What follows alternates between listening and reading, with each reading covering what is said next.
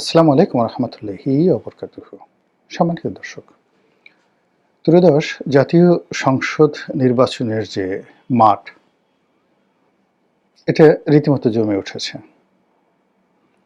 আমরা যারা দীর্ঘদিন ধরে প্রচার করে আসছিলাম বা সন্দেহ করছিলাম যে ডক্টর মোহাম্মদ ইউনূস ক্ষমতা থেকে যাবেন না, ৫ বছর থাকবেন, ১৫ বছর থাকবেন, ইত্যাদি নানা রকম ন্যারেটিভ। তারপর আমরা যারা বলার চেষ্টা করছিলাম যে নির্বাচনের মাঠ জমবে না, আওয়ামী লীগ যেহেতু নেই, কে কার নির্বাচন করে? যেখানে বাংলাদেশের 50% লোক নির্বাচনের বাইরে, অথবা যেখানে 35% আওয়ামী লীগের যারা ভোটার, তারা এই ভোট কেন্দ্রে তাদের নেত্রীর কথা মতো আসবে না। আওয়ামী লীগ একটা দুষ্ট দল, তারা সর্বশক্তি নিয়োগ করে চেষ্টা করবে যে নির্বাচনটিকে যেন বানচাল করা যায়।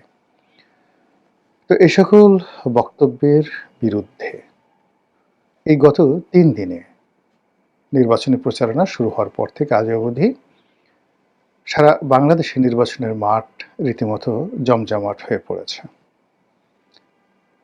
এই নির্বাচনের মাঠটি যে জমজমাট হয়ে পড়েছে, এই সময়টিতে যদি ধরেন আপনি সবচেয়ে বেশি যিনি খুশি হয়েছেন, তিনি ডক্টর মোহাম্মদ ইউনূস। কারণ হলো যে আশা, যে ভরসা, যে কথা, যে আশ্বাস, যে প্রশ্বাস, যে নিঃশ্বাস নির্বাচনকে কেন্দ্র করে তার ছিল, প্রায় সবকিছু তার জন্য বুমেরাং হয়ে পড়েছিল। এবং সর্বশেষ তিনি যখন জনাব তারেক রহমান সাহেবের সঙ্গে লন্ডনে গিয়ে দেখা করলেন, তারপর থেকেই এক পক্ষ বলার চেষ্টা করছিল যে ডক্টর মোহাম্মদ ইউনূস আসলে একটা নিরাপদ প্রস্থান অথবা শান্তিপূর্ণ একটি ক্ষমতা হস্তান্তর প্রাধান্য দিচ্ছেন। কিন্তু সন্দেহ যাচ্ছিল না নানা কারণে। প্রথম কারণ হলো ক্ষমতা কেউ ছাড়তে চায় না। দ্বিতীয় কারণ হলো ডক্টর মোহাম্মদ ইউনূসকে যারা চিনেন জানেন, তারা সবাই বলছিলেন যে তিনি আসলে কোনো কিছু ত্যাগ করতে ছাড়তে অভ্যস্ত নন, বরং তিনি সব কিছু শক্ত হাতে আঁকড়ে ধরতে অভ্যস্ত। এর বাইরে নির্বাচনের ময়দানে রাজনৈতিক দলগুলোর ঐক্য হচ্ছিল না, জনগণ বিভ্রান্ত ছিল। আওয়ামী লীগ ১৫ বছরে শাসন করার কারণে তাদের সম্পর্কে মানুষের মনের মধ্যে একটা ভয় ছিল, আতঙ্ক ছিল। ভারতের মতো একটা বৃহৎ শক্তি আওয়ামী লীগের সঙ্গে আছে, কাছেই ভারত এখানে সার্জিক্যাল অপারেশন চালাবে, এরকম বিশাল বিশাল প্রচারণা ভারতীয় মিডিয়ার পক্ষ থেকে অব্যাহতভাবে করা হচ্ছিল। শেখ হাসিনা স্বয়ং বলছিলেন যে তিনি টুস করে যে কোনো সময় ঢুকে পড়তে পারেন। আর তার যারা লোকজন আছেন, তারা এই ন্যারেটিভটিকে, অর্থাৎ শেখ হাসিনা যে কোনো সময় ঢুকে পড়তে পারেন, এটিকে তরতাজা করার জন্য দিল্লি থেকে, কলকাতা থেকে, ইংল্যান্ড থেকে, আমেরিকা থেকে তারা বারবার যে সকল কথা বলছিলেন, তা হলো শেখ হাসিনার জন্য ভারত সব কিছু করতে পারে। তো এর মধ্যেই নাটকীয়ভাবে হঠাৎ করে তারেক রহমান সাহেব বাংলাদেশে আসলেন, ওসমান হাদি নিহত হলেন। পুরো রাজনীতির পরিস্থিতি গত ১৭ মাসে যে ক্যালকুলেশন ছিল, এই দুটো ঘটনায় একেবারে এলোমেলো হয়ে গেল। স্বয়ং ডক্টর মোহাম্মদ ইউনূস, তিনি আল জাজিরার সাবেক সাংবাদিক মেহেদী হাসান, তো তার যে পডকাস্ট, সেখানে একটা গুরুত্বপূর্ণ সাক্ষাৎকার দিয়েছিলেন। তো সেই সাক্ষাৎকারে তিনি বলেছিলেন যে লোকজন তো অনেকে বলছে যে স্যার আপনি ৫ বছর থেকে যান, অনেকে তো ৫০ বছর থাকার কথাও বলছেন। এবং এই কথা শোনার পর আমাদের তো সন্দেহ সঙ্গতের কারণে বাড়ে এই কারণে যে আমরা অতীতে এরশাদ সাহেবকে দেখেছি, শেখ হাসিনা তিনি ২০১৪ থেকে ২৪ পর্যন্ত টানা ১০ বছর কোনো নিয়ম কানুনের তোয়াক্কা না করে ক্ষমতায় থেকেছেন। এরবারে মইনুদ্দিন ফখরুদ্দিন সাহেব ক্ষমতায় বসে দীর্ঘদিন ক্ষমতায় থেকেছেন। ফলে ক্ষমতা কেউ ছাড়তে চায় না। ভোট র্যাগিং বলেন, ২ নম্বরই বলেন, এটা আমাদের দেশে নতুন কোনো ঘটনা নয়। সবাই যে ক্ষমতায় গিয়েছে সবাই চেষ্টা করেছে। তো সেই অর্থে আমরা যারা আমজনতা, সাধারণ চিন্তার মানুষ, আমরা তো সাধারণ যোগ বিয়োগে যা হয় সেরকমই চিন্তাভাবনা করেছি। এবং সেই চিন্তার প্রেক্ষিতে দেখা গেল যে আমাদের একটা বিরাট অংশ তারা ধরে নিয়েছিল যে ডক্টর মোহাম্মদ ইউনূস ক্ষমতায় থাকবেন, এবং তিনি যদি ক্ষমতা থেকে চলে যান বা ব্যর্থ হন, তাহলে এখানে তৃতীয় কোনো শক্তি আসবে। এরকম প্রচার এবং প্রোপাগান্ডা চলছিল। অন্যদিকে ডক্টর মোহাম্মদ ইউনূসের যিনি প্রেস সচিব আছেন মিস্টার শফিক, তিনি বারবার শুধু বলার চেষ্টা করছেন যে পূর্বের চাঁদ যদি পশ্চিমে উদিত হয়, তবুও সেখানে কোনো শক্তি নাই বিশ্বের যারা কিনা ডক্টর মোহাম্মদ ইউনূস যে নির্বাচনের আয়োজন করতে যাচ্ছেন সেটা থেকে তাকে নিবৃত্ত করতে পারে। ২ নম্বর হলো তিনি বারবার নিঃশ্বাস, প্রশ্বাস, আশ্বাস সবকিছুতে তিনি দৃঢ়তা দেখাচ্ছিলেন যে নির্বাচন হবেই। তিনি যত বলছিলেন নির্বাচন হবে তত বেশি সন্দেহ বাড়ছিল। এমনকি নির্বাচনের তফসিল ঘোষণা হওয়া, তারপর একেবারে প্রতীক বরাদ্দ থেকে শুরু করে নির্বাচনের যে প্রার্থী, সে প্রার্থিতা প্রত্যাহারের শেষ দিন পর্যন্ত সবার সন্দেহ ছিল।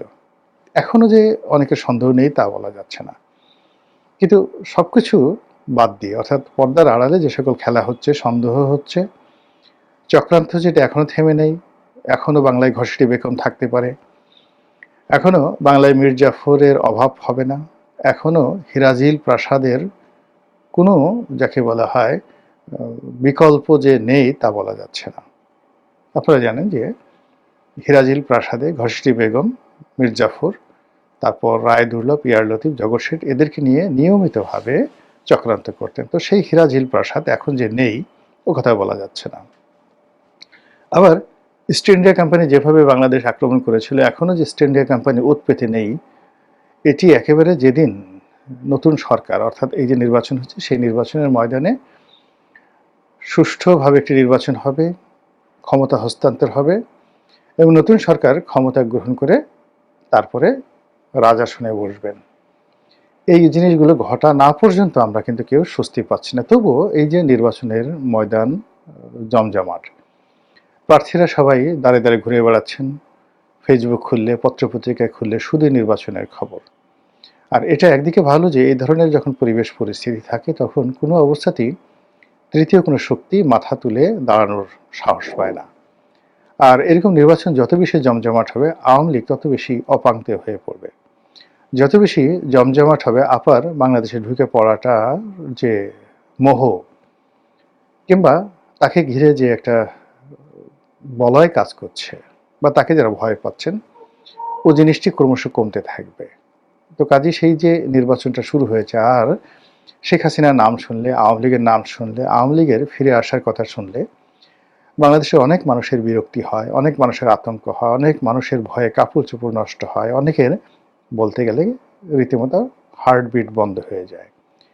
তো সেই অর্থে এই যে নির্বাচনের ময়দানটি 12ই ফেব্রুয়ারি পর্যন্ত যে চলছে, যদি চলতে থাকে, এভাবে চলতে থাকে এবং ক্রমশ এটা বাড়তে থাকে, সেক্ষেত্রে যিনি বর্তমানে ক্ষমতায় আছেন তার এই জীবন সায়ান্নে এসে এক ধরনের একটা পুলক অনুভব হতে পারে যে না, আল্লাহ আমাকে সব দিয়েছেন, টাকা পয়সা, বাড়ি গাড়ি, সম্মান, সুখ্যাতি, মর্যাদা, ক্ষমতা সব কিছু দিয়েছেন এবং সর্বশেষে যদি একটি শান্তিপূর্ণ নির্বাচন করে তিনি যেতে পারেন,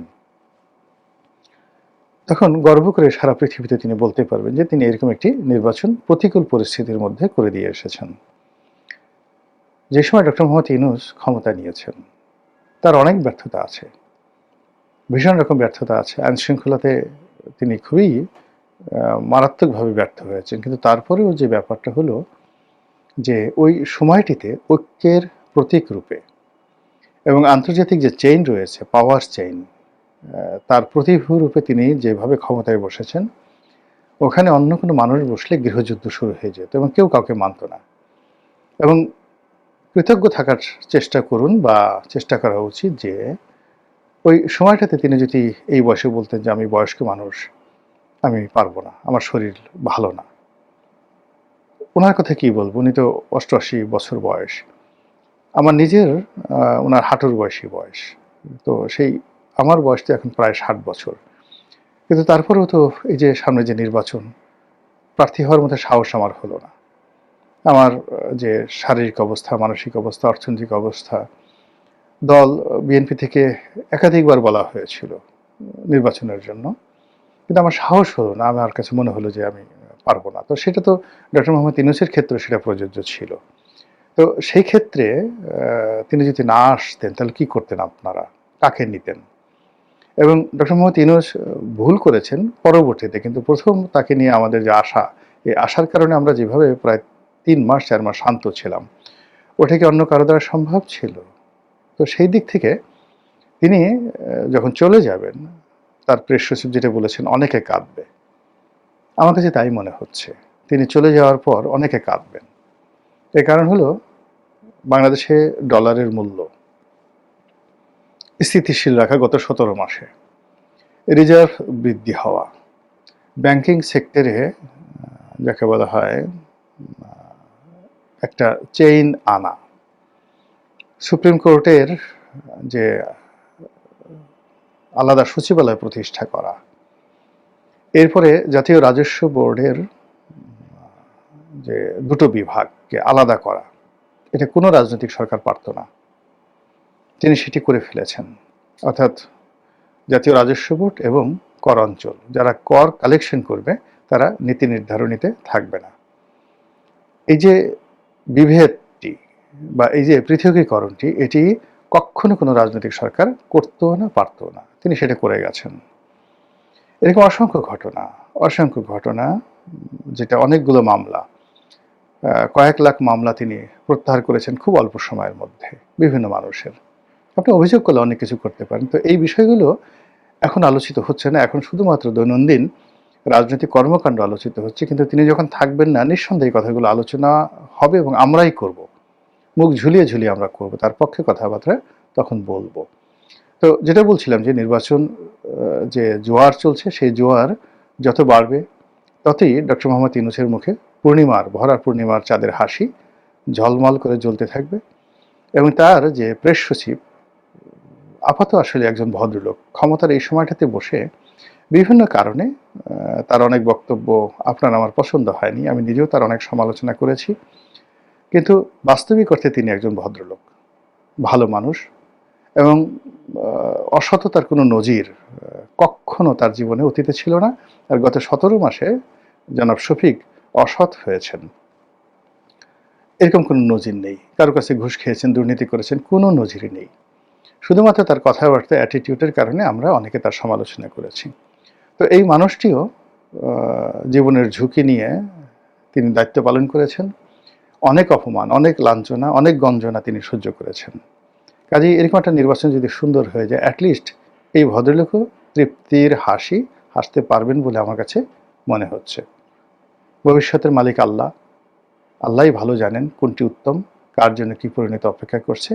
আল্লাহ আমাদের সবাইকে হেদায়েত দান করুন, ভালো রাখুন, সুস্থ রাখুন। আসসালামু আলাইকুম ওয়া রাহমাতুল্লাহি ওয়া বারাকাতুহু।